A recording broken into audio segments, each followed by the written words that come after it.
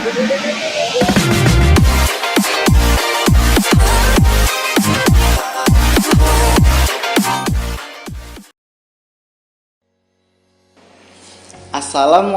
warahmatullahi wabarakatuh. Apa kabar anak soleh-solehah semua? Semoga dalam keadaan sehat, tetap semangat, dan dalam lindungan Allah Subhanahu wa Ta'ala. Amin. Pada kesempatan kali ini, bersama Pak Irlan, kita akan melanjutkan materi kita, muatan pelajaran akidah akhlak. Sebelum kita memulai penjelasan, marilah kita membaca basmalah bersama-sama. Bismillahirrohmanirrohim. Pada kesempatan kali ini, kita akan belajar tentang bab iman kepada qada dan qadar. Apakah kalian tahu anak-anak? Iman kepada qada dan qadar adalah rukun iman yang keenam. Nah, dalil pokok dari iman kepada qada dan qadar terdapat dalam Quran Surat Al-Hijr ayat 21 yang berbunyi, Wa imin syai'in illa indana khazainuhu wa ma nunazziluhu illa biqadarim maklum. Yang artinya adalah, dan tidak ada sesuatu pun melainkan pada sisi kamilah khasanahnya. Kami tidak menurunkannya melainkan dengan ukuran tertentu. Quran Surat Al-Hijr ayat 21 ini menjadi dalil pokok dari iman kepada qada dan qadar. Sebagai muslim, kita wajib beriman kepada qada dan qadar. Nah, apakah kalian tahu pengertian dari qada dan qadar? Mari kita belajar bersama-sama. Pengertian qada dan qadar. Qada menurut bahasa artinya ketetapan hukum. Sedangkan menurut istilah, qada adalah segala kehendak dan keputusan Allah Subhanahu wa Ta'ala yang akan terjadi terhadap semua makhluknya. Nah, jadi qada adalah segala kehendak dan keputusan Allah, ketetapan Allah yang akan terjadi terhadap semua makhluknya, baik itu manusia, tumbuhan, dan yang lainnya. Qada merupakan ketetapan Allah yang tidak dapat diubah. Misalnya, kelahiran bayi, kematian seseorang, rezeki, jodoh, dan musibah. Itu adalah beberapa contoh dari ketetapan Allah yang tidak dapat diubah. Jadi, qada adalah ketetapan Allah yang belum terjadi namun dipastikan akan terjadi. Jadi, qada itu adalah ketetapan Allah yang belum terjadi namun sudah dipastikan akan terjadi. Oleh siapa? Tentunya oleh Allah Subhanahu wa Ta'ala. Selanjutnya, qadar. Pengertian qadar. Qadar menurut bahasa adalah ketentuan. Dalam hal ini adalah ketentuan Allah Subhanahu wa Ta'ala. Sedangkan menurut istilah, qadar adalah ketentuan Allah Subhanahu wa Ta'ala yang telah terjadi terhadap segala sesuatu termasuk makhluknya. Pak Erlan ulangi. Qadar menurut istilah adalah ketentuan Allah Subhanahu wa Ta'ala yang telah terjadi. Ingat, yang telah terjadi terhadap segala sesuatu termasuk makhluknya, baik itu manusia, hewan, tumbuhan, dan seluruh alam semesta ini.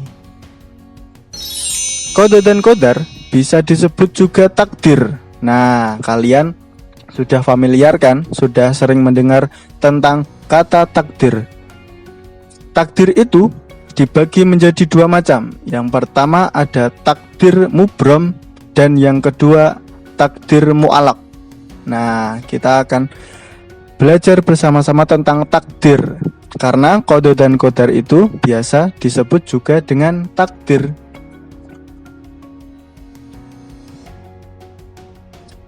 Takdir. Yang pertama ada pengertian dari takdir mubrom. Takdir mubrom berarti ketentuan Allah Subhanahu wa Ta'ala yang pasti terjadi dan tidak dapat diubah oleh siapapun. Itu adalah takdir mubrom. Ada beberapa contoh tentang takdir mubrom ini. Yang pertama, seperti matahari terbit dari arah timur dan tenggelam di ufuk barat. Itu termasuk contoh takdir mubrom yang pertama. Yang kedua, Air laut mengalami pasang surut di pesisir pantai. Yang ketiga, kelahiran bayi berjenis kelamin laki-laki ataupun perempuan. Yang keempat, kematian setiap makhluk. Tentu tidak hanya contoh-contoh 4 ini saja yang termasuk dari contoh takdir mubram. Ada beberapa hal contoh lainnya selain 4 ini. Selanjutnya ada takdir mu'alaq. Pengertiannya adalah takdir mu'alaq berarti ketentuan Allah Subhanahu wa taala yang mungkin dapat diubah atas izin Allah dengan jalan ikhtiar atau usaha dan doa tentunya. Doa kepada Allah Subhanahu wa taala. Apakah kalian tahu apa itu ikhtiar? Nah, berikut adalah pengertian ikhtiar. Ikhtiar adalah usaha dengan sungguh-sungguh untuk meraih sesuatu. Jika ikhtiar kalian tidak sungguh-sungguh, maka hasilnya pun tidak akan banyak berubah. Jadi ikhtiar adalah usaha dengan sungguh-sungguh untuk meraih sesuatu atau tujuan kalian.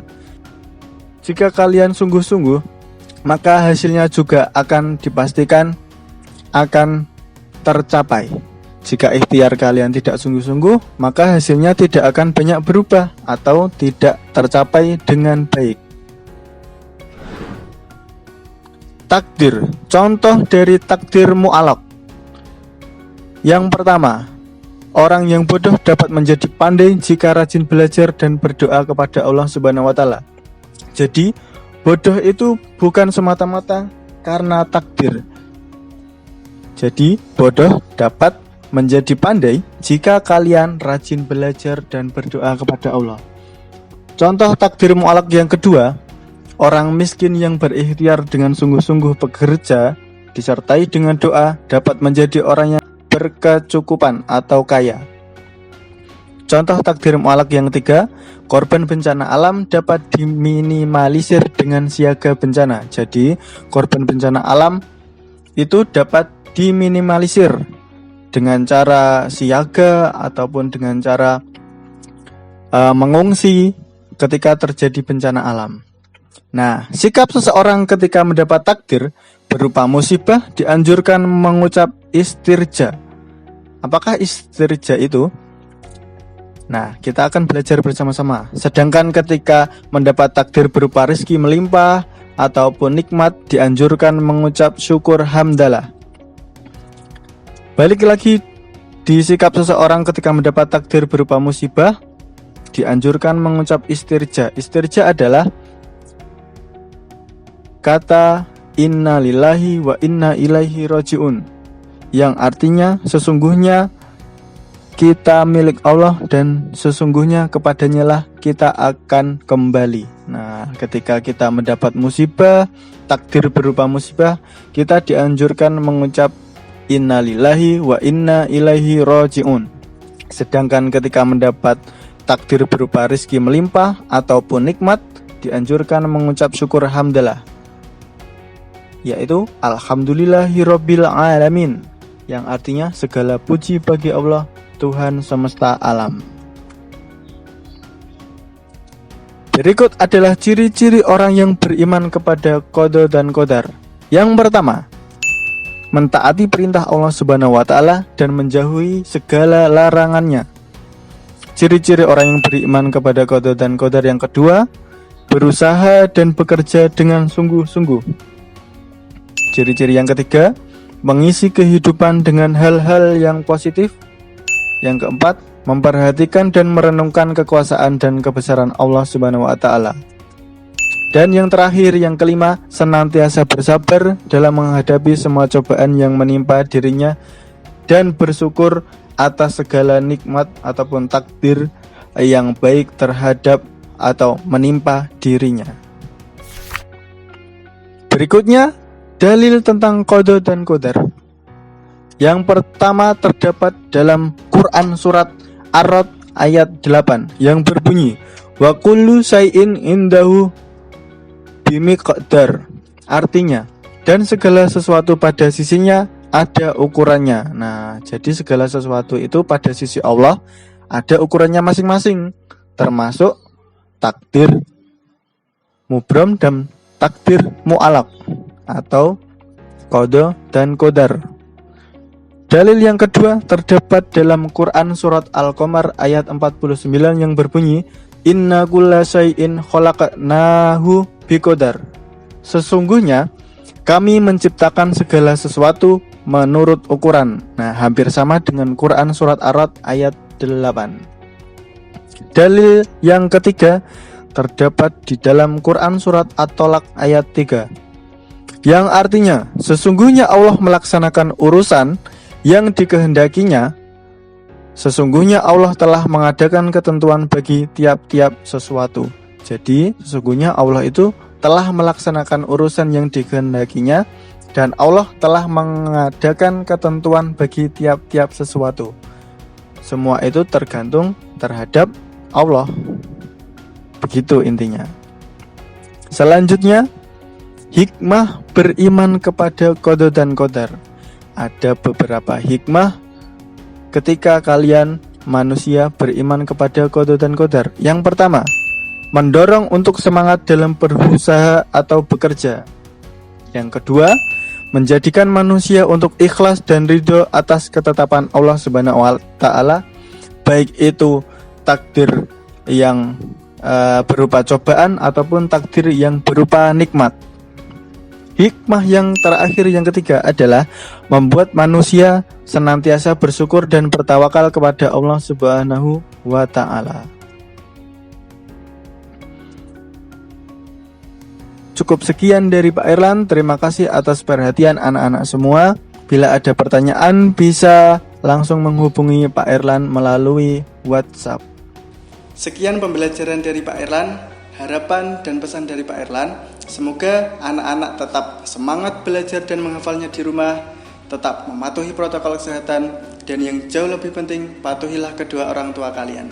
Sekian dari Pak Irlan. Wassalamualaikum warahmatullahi wabarakatuh.